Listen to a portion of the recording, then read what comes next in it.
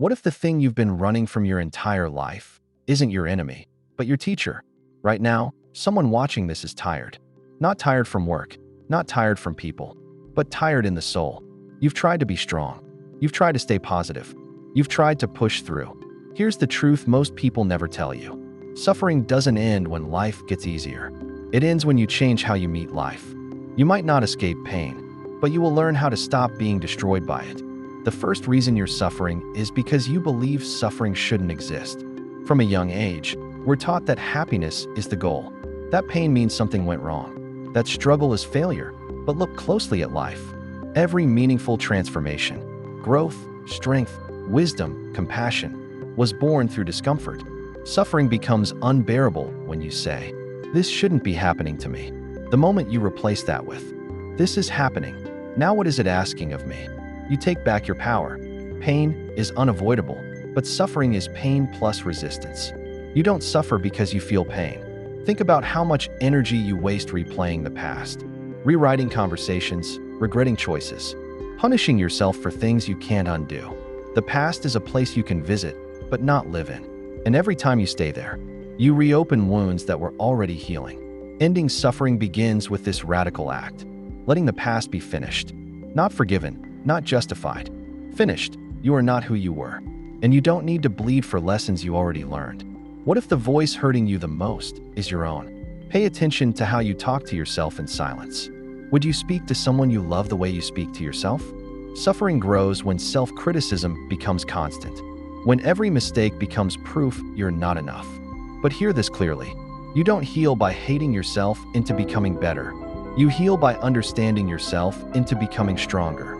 Self-compassion is not weakness, that it's the foundation of resilience. Talk to yourself like someone worth saving, because you are.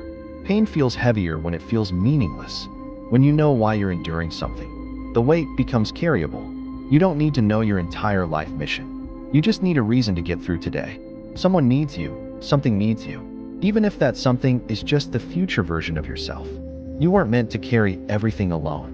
One of the quietest sources of suffering is isolation. You convince yourself, "I don't want to be a burden. They wouldn't understand. I'll deal with it myself." But humans are not built for silent battles. Strength is allowing yourself to be seen. Whether it's a friend, a mentor, a therapist, or a community, connection is medicine. Healing accelerates the moment you stop hiding. Your suffering is amplified by what you consume every day. What you watch, what you listen to, what you scroll through. Your mind is a garden, and you can't plant negativity all day and expect peace to grow at night. This isn't about ignoring reality. It's about choosing inputs that strengthen you, protect your attention. Because what you feed your mind eventually becomes your emotional reality. Sometimes suffering ends the moment you stop asking, "Why me?" Life is not a courtroom. Pain is not a punishment. The question, "Why me?" traps you in victimhood. The question, "What now?" opens the door to action. You don't control everything that happens to you, but you control what happens next. And every small action taken with intention reduces helplessness.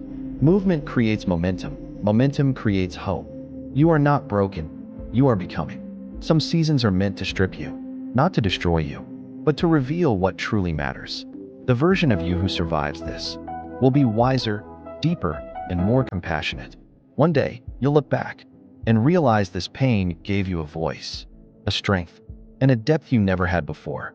Suffering ends when you stop seeing yourself as damaged and start seeing yourself as forged. If suffering had a message for you, would you finally listen? Here is the truth. You don't end suffering by escaping life.